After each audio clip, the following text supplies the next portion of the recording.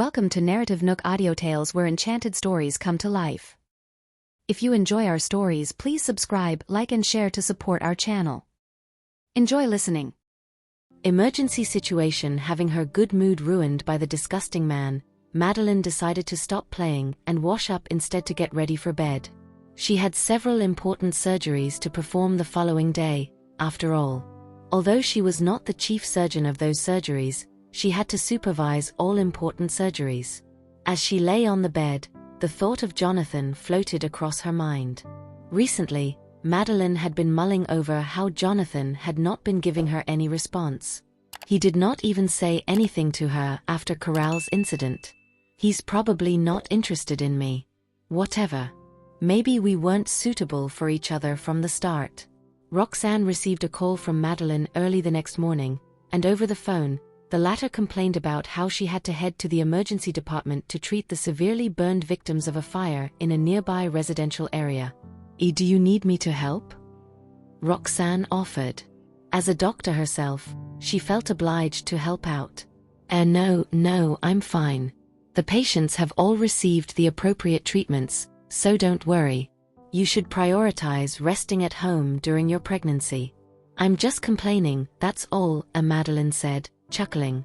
Okay, take care of yourself and remember to stay hydrated. If you're really too busy, get a glucose drink. It's our hospital, so you don't need to worry about the costs, Roxanne reminded her. Glucose was a good immediate option for people who were overworked.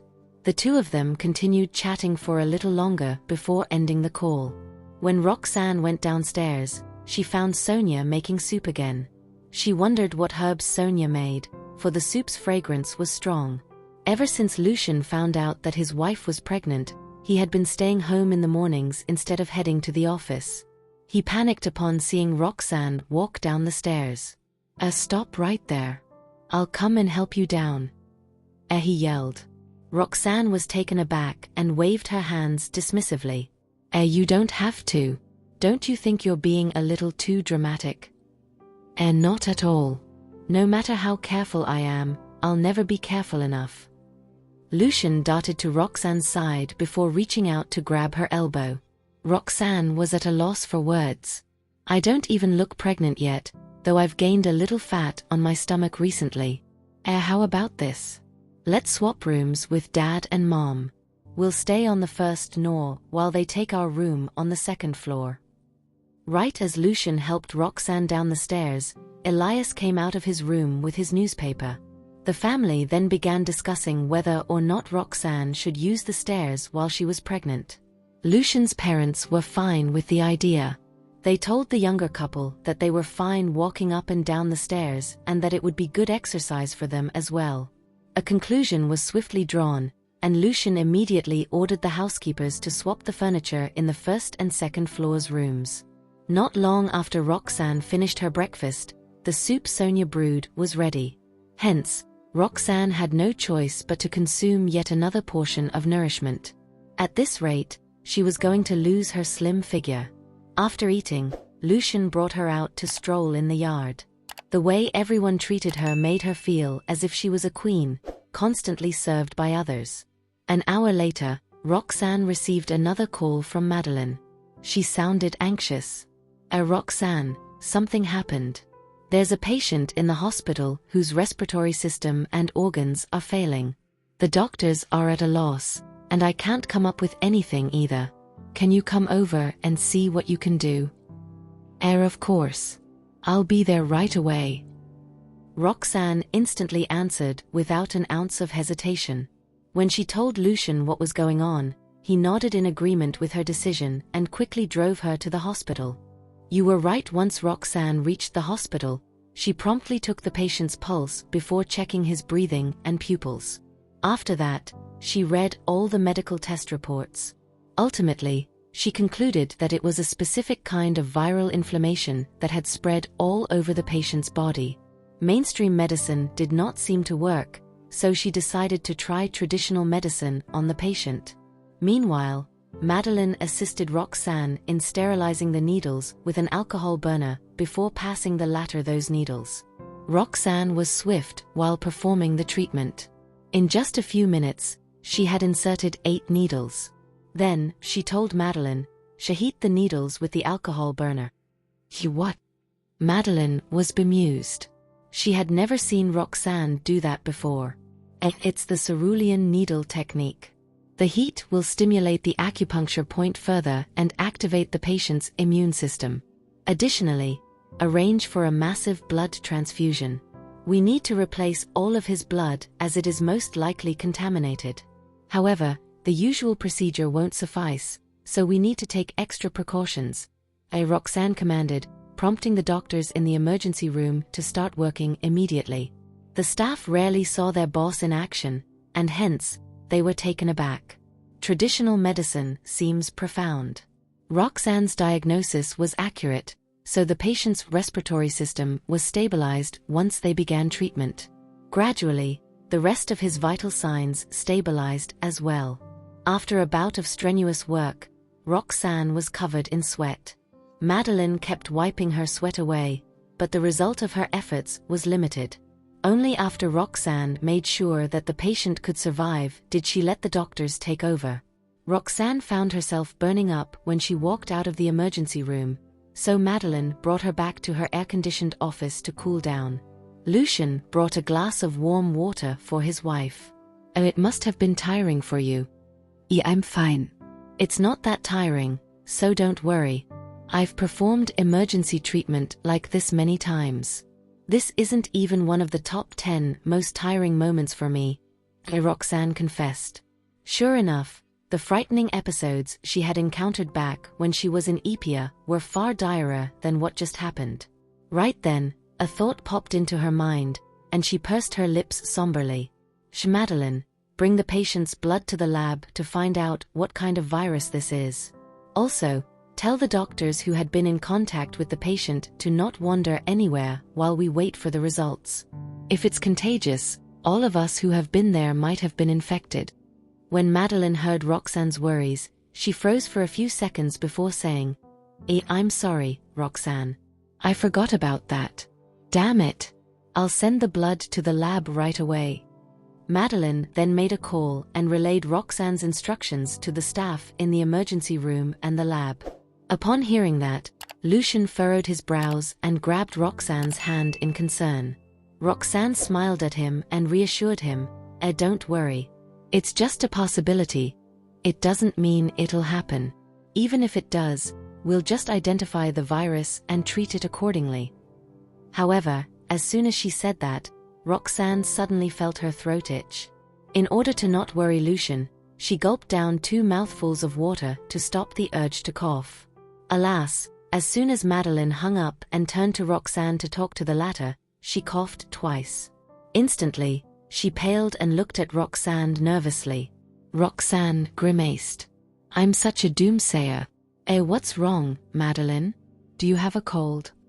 Lucien softly queried, his heart skipping a beat. Madeline shook her head. In the next second, Roxanne also coughed subconsciously. Lucien frowned as he asked grimly, Darling, don't tell me you're right." The lab was slow to deliver the result, for it was a new type of pathogenic bacteria that had never been recorded. As it turned out, it was not a virus, it was a pathogenic bacterium. The result stunned Madeline and Roxanne. Nevertheless, Roxanne managed to recollect herself swiftly. There were many things they had to work on instantly, so they had no time to waste.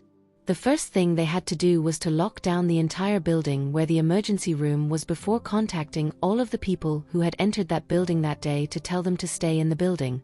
Secondly, they had to contact the Centers for Disease Control to convey the gravity of the situation. Thirdly, all of the emergency room staff members had to be sent to different rooms for standby so that they could find out whether or not they had been infected by the bacteria. What's next is that the lab personnel will do their best to find out more details of this bacterium, while all infected doctors and nurses will be given antibiotics. If any of their symptoms abruptly worsen to the point their lives are in danger, please come to me right away so I can perform acupuncture on them, Roxanne uttered, her expression somber. Madeline nodded and immediately informed the management-level employees of the hospital about Roxanne's arrangements. It was a race against time. Frankly, Incidents like these often happened in local hospitals. As the director of the hospital, Madeline, naturally, knew the standard operating procedure like the back of her hand. It looks like my acupuncture can stabilize the condition for now, Roxanne said to Lucian, seemingly consoling him. For a moment, Lucian was thrown into a daze. He suddenly realized he often underestimated her capabilities. Her small frame was a shell for the immense power she had. So do you need medicine now? Do you feel unwell? Lucian worriedly asked. Yeah, I'm fine. I don't need medicine for now. It's unlikely that a new kind of pathogenic bacteria like this can cause serious symptoms so quickly. For now, my symptoms are just like a cold. Also, medicine won't be good for the baby. Roxanne relaxed her tense expression and stood up to hold her husband's hand. Lucian nodded, trusting Roxanne's judgment. Right then, he too felt an itch in his throat. His heart lurched. Is this pathogenic bacteria so contagious? I didn't even come into contact with the patient, only my wife and Madeline. Nevertheless, Lucian tamped down the urge to cough and quickly drank some water to soothe his throat. He didn't want Roxanne to be worried. Time ticked away. Soon, Madeline rushed back to the office to inform Roxanne about the current situation. As it turned out, the patient they administered emergency treatment on earlier had a large amount of the same pathogenic bacteria in his blood. That was what caused the failure of multiple organs. Nonetheless, his condition had stabilized because of Roxanne's acupuncture and the full-body blood transfusion. So far, none of the ready-made antibiotics are working. Almost all of the doctors and nurses in the emergency room had been infected, but their symptoms are mild. However, we'll need to speed up the development of a drug targeting this bacterium if we want to stop it from spreading, Madeline said to Roxanne. However, Roxanne furrowed her brows. Madeline, where did this patient come from? There aren't any records of this pathogenic bacteria in the country. Let's try posting this case to the international forums to see if anyone can recognize it. Perhaps this has appeared before, just not in our country. Before Madeline could register Roxanne's words, Lucian figured out what conclusion his wife had come to. The expression on his face turned grimmer as he added, what Roxanne meant is that we need to look into that patient's details. Maybe this isn't an accident. Maybe this is planned. If Lucian shared the same notion with Roxanne, then that was a highly likely scenario. In other words, someone with evil intentions had deliberately sent that patient to the hospital to cause chaos and spread the disease. But why would someone do this? Madeline wondered out loud, confused and shocked. Roxanne narrowed her eyes. There are two possibilities for this. One is to ruin our hospital and make us suffer alongside the patient. They might be aiming to kill us as well. Another is that this pathogenic bacterium might exist in other countries, but as there are no recorded instances of this bacterium in our country, we don't have the necessary drugs for treatment. Eventually, we'll get the drugs from overseas, but by then, our hospital will already be embroiled in a major case. Our reputation will suffer, and soon, the hospital will shut down. Is that why you're asking us to find out more details about the pathogenic bacteria on the international forums? Madeline deduced, impressed by how her good friend was capable of making swift judgments despite the dire circumstances. Roxanne nodded. Right then, Lucian said to Madeline, you might be the target. Madeline inhaled sharply at that. You're the director of the hospital, so you have a heavy weight on your shoulders. If things take a turn for the worse, not only will you lose your job as the director, but you might even be held accountable for the incident by the law. The same would happen for Roxanne. After all, she's still the head of the hospital. A moment of rumination had made Lucian figure that the person behind this would not dare to mess with his wife directly. After all, hurting his wife would be akin to making an enemy of him. Therefore, the only possibility was that they were after Madeline instead. Regardless of everything, our best option right now is to find out from the international forums whether or not people overseas have encountered this pathogenic bacterium before. I'll quickly contact my friends who used to work at the Epian lab as well. Madeline, let's hurry. Roxanne held back the urge to cough and quickly grabbed her phone to start making international calls while enduring the discomfort. Meanwhile, Lucian mulled over the matter for a while before calling Caden. He asked the latter to check the details of recent flights and the staff members of various airlines in hopes of finding any traces of the severely ill patient's tracks. He was certain that the patient had not contracted the disease in the country. He was sure that they had been transferred to Chronicles from abroad. In the following hour, more and more medical staff started experiencing itchy throats and intense coughing fits.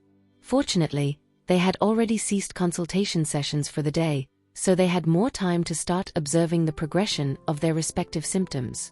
Everyone knew that it was a fight against the outbreak of a contagious disease. Roxanne's presence and her capability to curb the symptoms with her acupuncture skills made everyone feel at ease. They all treated it as a mere cold and took the opportunity to rest. In the meantime, in a tall building opposite the hospital, Coralie was watching the people rushing around in the hospital with binoculars while sitting in front of an office desk. While she was keeping an eye on the situation, the vehicles from the Centers for Disease Control soon arrived at the hospital and imposed a lockdown in the building.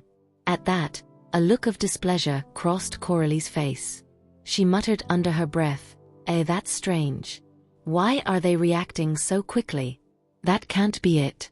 Did the patient die? Is that why they grew wary? Someone was standing behind Coralie, and the perfume wafting off her was a scent that made Coralie feel uncomfortable. Dressed in her nines, Christina lifted the corners of her lips into a cold smirk. Observing the impatient look on Coralie's face, Christina comforted. Perhaps they couldn't handle it, hence why they would get in touch with the Centers for Disease Control so quickly. But that doesn't mean they'll be able to handle it well. Lifting her gaze, Coralie seemingly regained her composure, and a hint of mischief crossed her eyes. Your trick is indeed incredible. It's definitely much more brilliant than how you exploited Electra previously. Roxanne and Lucian have been taken away, so I'm afraid they'll both get infected. If they can't handle it in time, your wish will come true too. Coralie grew a little despondent inside. I can't believe Christina is actually the old Aubrey. She was even in a short-lived romance with Sean. If Sean didn't send her abroad back then, she wouldn't have returned now either. Of course. I was right about Madeline asking Roxanne over for help. So this method isn't only for you, it's to help me too. It's a pity your brother isn't willing to work with me back then. Worse still, he was reluctant to lend me a helping hand when I was in dire straits. Deep inside, Christina was still a little resentful toward Sean. After all, he was the man she lost her virginity to. Coralie hastily tried to defend her brother, explaining that he had returned to the north back then, so it was very tough for him to head to Horrington to help Christina. It's all in the past. Those aren't crucial anymore. The most important thing now is that I'm finally back. What's more, I've brought Mr. Goldstein with me. If Lucian and Roxanne land in deep trouble this time, I'll truly be very happy. A gleeful look fleeted across Christina's face, but at the same time, she was also radiating a tinge of hostility. Yes, the plan this round is impeccable in every way. Even if Lucian tries to investigate it later, he won't be able to find anything. That patient has requested to return to his country for treatment anyway. We merely swapped the information and had him choose Madeline's hospital instead. Since no one would find out, Coralie did not mind playing along. What's important is that if this situation can spiral out of control, then Madeline will get removed from her director's position and, worse still, be liable for legal responsibilities. I'm afraid she won't have the confidence to continue clinging to Jonathan when that happens. Perhaps by then, Jonathan would lose interest in her too. With those thoughts in mind, Coralie was practically glowing with pride. I can finally inflict vengeance on Madeline for causing me to transfer to another hospital then. Meanwhile, over at the hospital, Madeline found a lead on the global forum in her office.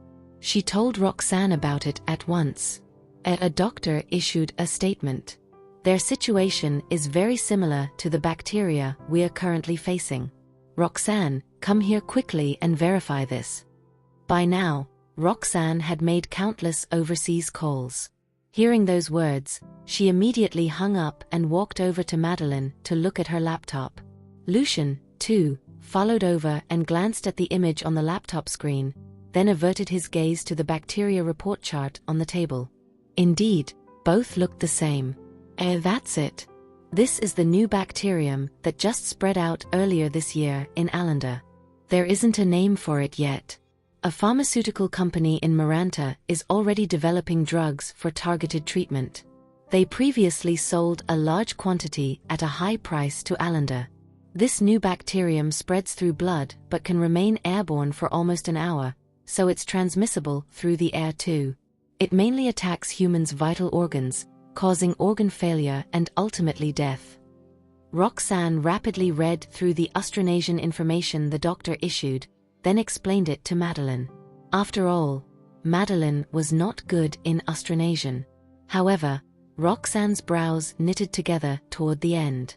There's a company in Hoorn that received patent licensing from Maranta. That's the fastest way to acquire the medication. Otherwise, the bacteria will mutate rapidly and multiply in large quantities after 6 hours. So, the only way is to get the medication from Hoorn as soon as possible. That's what the doctor said. Roxanne turned to look at Lucian. It's Starlight Group in Hoorn, Lucian, as she softly claimed. Immediately, Lucian's face sank, and his brows scrunched up tightly. At the sight of the couple's reactions, Madeline was perplexed. What is it? Is there anything special about Starlight Group? According to what I remember, that's the largest international trading company in Hoorn, right? Lucian nodded. You're right. But there's a big possibility they won't give us the antidote. Why? Madeline was still filled with puzzlement. Gloominess rose in Roxanne's heart. That's because the owner of Starlight Group is Mr. Goldstein. He's the man whom Christina is with currently. You know who Christina Patel is, right? Madeline's jaw dropped upon learning the truth. Christina? Isn't she the mastermind behind Electra's incident? Also known as Aubrey Pearson, who was ready to fight Roxanne to death and was once Lucian's fiancée. So, everything that has happened is a part of Christina's scheme again. A vicious glint flashed across Lucian's gaze. He had been wary of Christina, but little did he imagine that she would play such a ruse. The current situation was just like a slap in his face. Damn it! That woman keeps showing up everywhere. And it seems like she's confident Roxanne would come over to help. She must have wanted Roxanne to get infected as well. But she probably doesn't know Roxanne is pregnant. Her ruthlessness has reached the point where she's even putting others' lives at stake. Noticing how Roxanne and Madeline were overwhelmed by panic, Lucian glanced at the screen and placidly uttered, I'll resolve the matter over acquiring the drug for the bacteria. We won't need to get it from Starlight Group.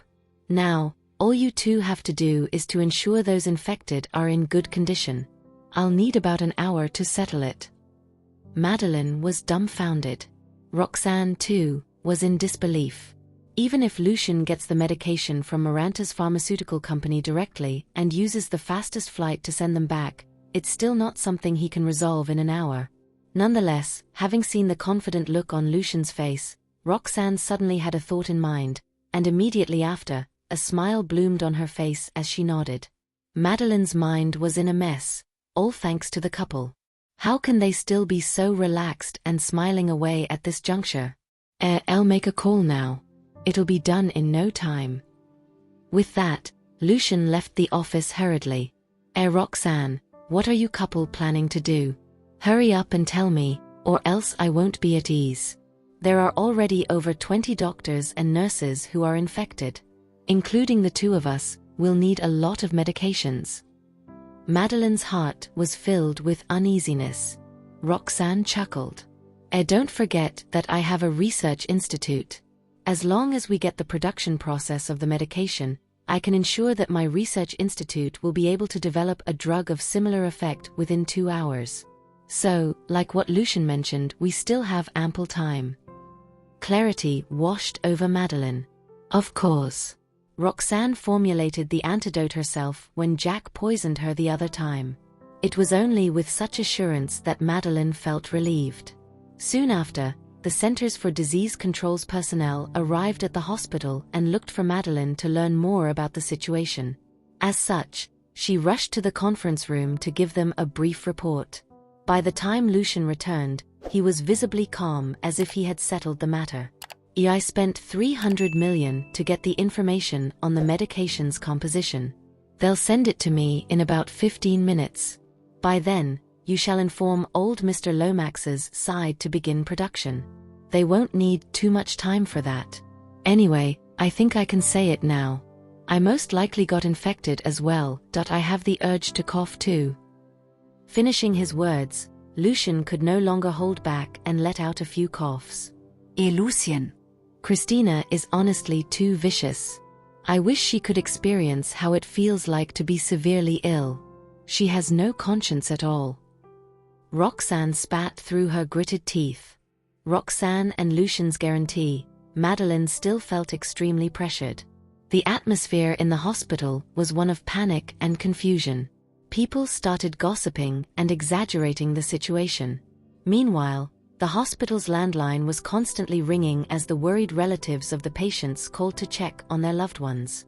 Many expressed their dissatisfaction with the hospital's lack of professionalism, and some even threatened to take legal action against the hospital's executive staff. Some people went so far as to ask the hospital to move their relatives to another medical center. Upon being denied, they threatened to file a complaint against the hospital. Not long after, some of the family members hastened to the entrance of the hospital. A few vehicles were dangerously close to smashing into the building, and the family members were venting their rage by hurling insults at the hospital. Reporters were savvy and quick-witted enough to make their way to the hospital in order to document the chaotic scene that had unfolded. Leaders from the Centers for Disease Control, please allow us entry into the hospital to interview the patients. How grave is the condition that has necessitated the closure of the medical facility? The families of the patients are extremely distressed right now. We need to learn the truth. Please allow us to conduct an interview with the hospital director, Dr. Marilyn Zander, and ensure that the public is appropriately informed. The hospital's decision to not permit the transfer of their patients to another hospital has generated a great deal of controversy on the internet. We kindly request that you permit us to enter the premises. From her office window in a building opposite the hospital, Christina watched the scene play out below with a satisfied smirk curling up the corners of her mouth. Roxanne and Madeline have already been contaminated with the bacteria, and the only hope for their salvation lies with Mr. Goldstein, who holds the key to the vaccine. It all depends on what terms and conditions Lucian is willing to propose in order to secure the life-saving vaccine. She let her joy take control and revealed her innermost thoughts. Coralie was taken aback upon hearing Christina's words. She couldn't believe what she was hearing, and it took a few moments for her to regain her composure. Are you talking about Mr. Alfonso Goldstein from Starlight Group? Is that why you're here? You're not just trying to take revenge on Roxanne and Madeline, you want to make a profit too. Was I just a pawn in your plan? I thought you were here to help me out. Christina kept her cool composure in the face of the accusatory words directed at her. She quirked her lips upwards into a sly grin and replied, Miss Crawford, it doesn't matter why I'm here, does it? All that matters is that you get the outcome you desire. If there was a public outcry, it would be disastrous for Madeline, as she could end up being removed from her role as hospital director, or even face criminal charges. But that doesn't change the fact that you had used me. Coralie insisted, feeling incredibly uncomfortable at the revelation. The hospital entrance was a scene of utter chaos and confusion. Without warning, a Rolls-Royce rolled to a stop and blocked the path of the crowd. Everyone looked over to the vehicle. Slowly, a figure emerged from the car. It was Jonathan, dressed in a finely tailored suit that had been custom-made for him, and it gave him an impressive stature. His expression was grim as he walked, his steps light yet determined. Somehow, he gave off an aura that resembled Lucian's. He directed a sharp gaze at the crowd before raising his arm, gesturing for everyone to quiet down. Much to the surprise of everyone present, the boisterous and raucous noise of the crowd died away at Jonathan's request. The reporters were quick to start snapping away at him. Hello, everyone. My name is Jonathan Queen. Please quiet down and listen to what I have to say." His voice, though not particularly loud, still managed to carry an air of authority. His determined poise was enough to put the family members at ease, and they waited to see what he would say. After all, his clothing and vehicle implied that he was someone of significance and importance. As the situation was under control, Jonathan grew confident and continued, "I am here today as Dr. Madeline Zander's representative. I would like to explain two matters concerning the recent emergency situation at the hospital. Firstly, I am pleased to inform you that the situation is under control, and we have devised a plan to have it resolved in the next 3 hours. Secondly, I am here to answer any questions you may have, and I ask for your understanding in controlling your emotions during this time." At the hospital's entrance, some nurses were helping the Centers for Disease Control maintain order. Upon witnessing Jonathan's arrival to take charge of the situation, they recorded the entire thing and sent it to the hospital's group chat. Madeline could barely hide her surprise after watching the video. Her heart began to beat rapidly and wildly as if it was going to burst out of her chest when she heard Jonathan saying that he was her representative. Lucian must have told Jonathan about the hospital's situation. However, it was impossible that Lucian taught him to say that. Did he say that spontaneously? The pressure that had been weighing on Madeline's heart faded into thin air, leaving her feeling relieved and deeply moved by his gesture. Lucian soon received a call from Jonathan, informing him that the situation had been brought under control. When Jonathan arrived, the reporters immediately recognized him, and instead of publishing unreliable stories, they focused on the hospital's emergency handling measures. Jonathan stayed at the hospital entrance, patiently fielding any questions that the family members had. At the same time, Coralie was keeping an eye on the situation with a set of binoculars. She could make out every detail of Jonathan's expression. "I can't believe Jonathan showed up to defend Madeline." Envy smoldered within her, its flames licking at her heart. She ground her teeth together as her expression contorted into a malicious grimace. 3 hours?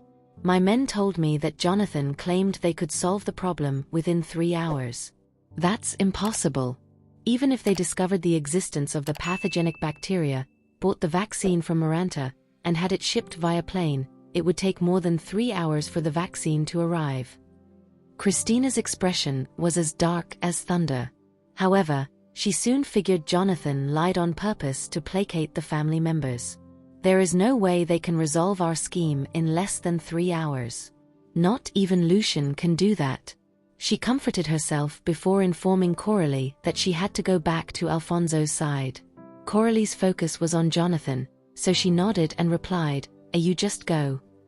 Christina gave Coralie a thoughtful look when discovered that the latter was making the same foolish mistake she had once made, devoting her entire life and energy to a man. "Once I depart, I will have no further involvement in the plan. As long as I return to Mr. Goldstein's side, even if remain in Horrington, no one can harm me, not even Lucian. Mr. Goldstein is not only the proprietor of Starlight Group but also has the backing of Horan." Indeed, Coralie's mood was affected by Jonathan. The scene that she dreaded the most was witnessing Jonathan come to Madeline's aid to help her solve the crisis.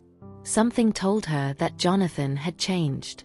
Previously, Jonathan had an adorable innocence about him as he was pretty straightforward. Now, his deep eyes were alight with wisdom beyond his years, tinged with a sense of reserved maturity that added to his overall allure.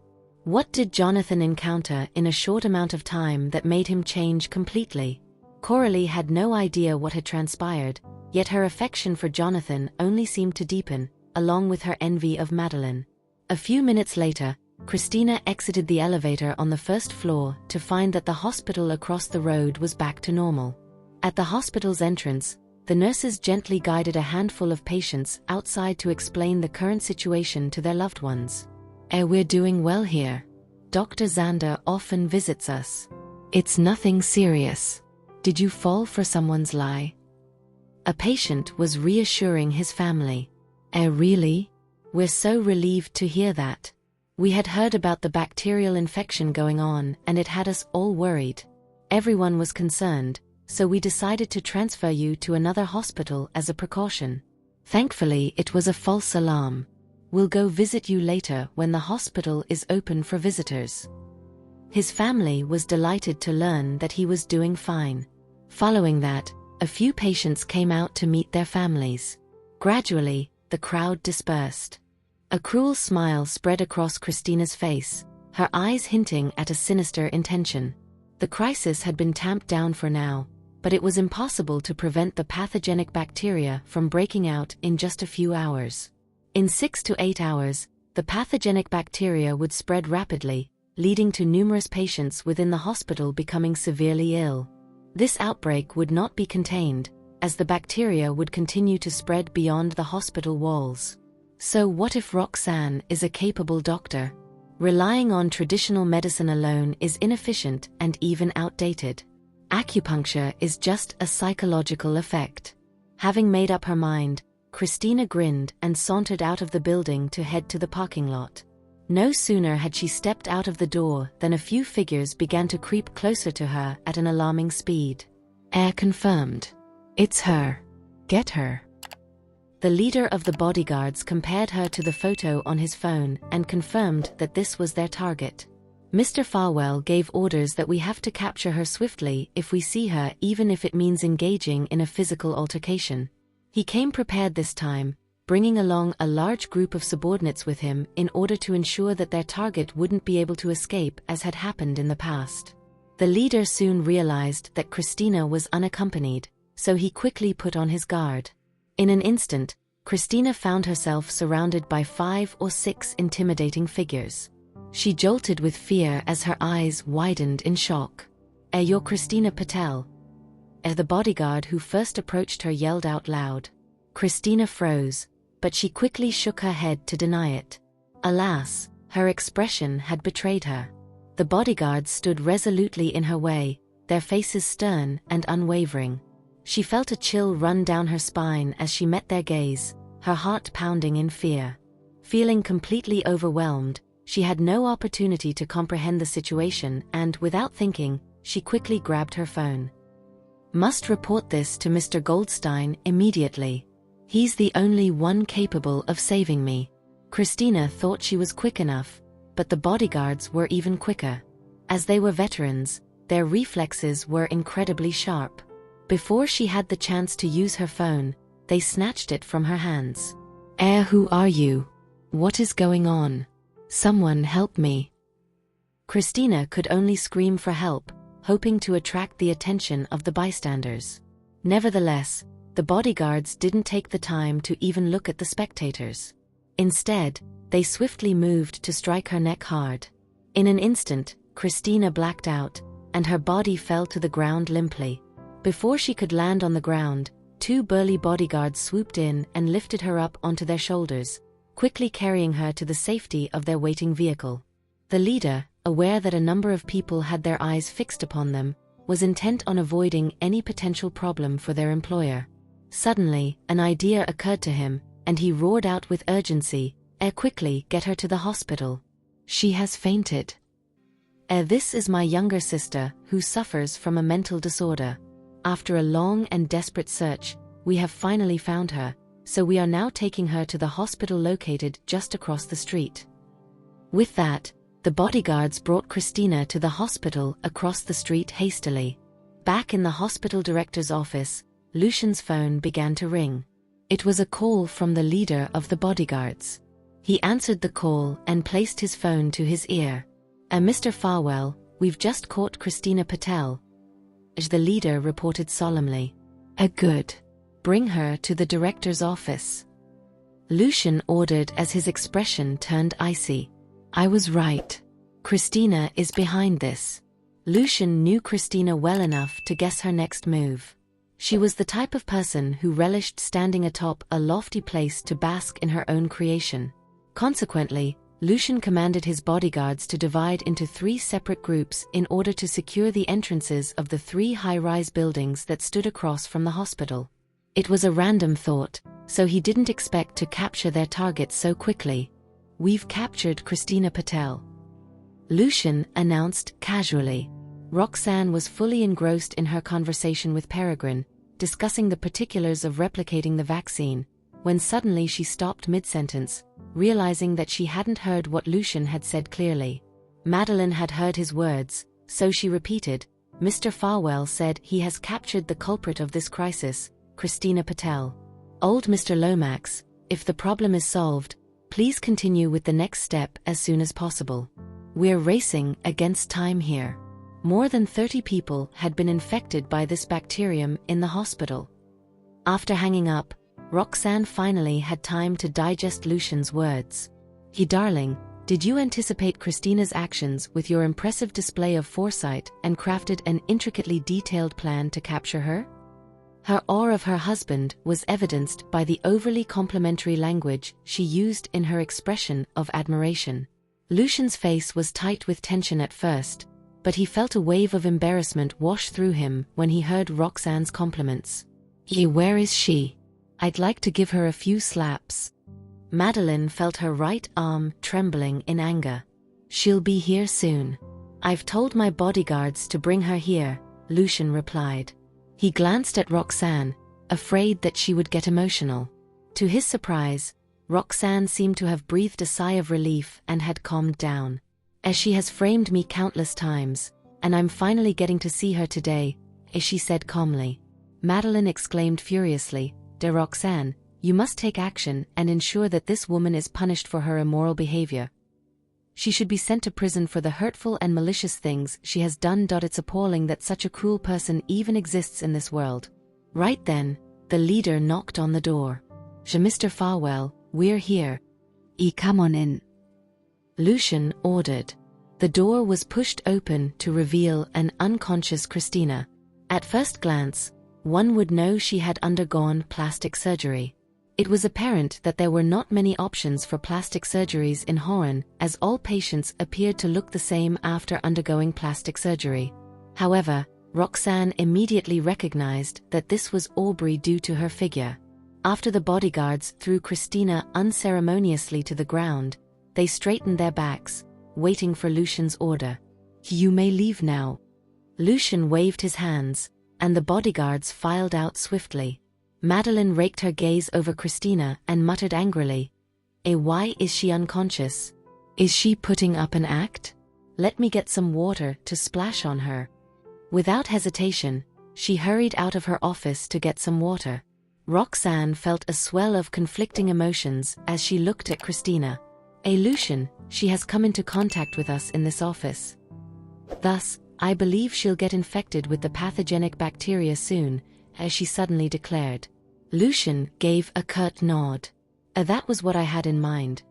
Besides, she won't be receiving any treatment unless Mr. Goldstein has the vaccine with him at all times." His voice was calm, devoid of any emotion. Christina had devised multiple devious plots against Roxanne in an attempt to end her life, which made him unwilling to see her as Aubrey anymore. Even if Lucian had not taken any steps to intervene, Christina would still be spending the remainder of her life behind bars. To be honest, I don't think there's a need to talk with her anymore. It's pointless, Roxanne said truthfully, as she was no longer interested in talking to Christina anymore. Thank you for listening. If you have enjoyed this story, please like and share so others can see it too. Also hit the subscription button and notification bell so you can be notified on our next release. Thank you for your support. God bless you.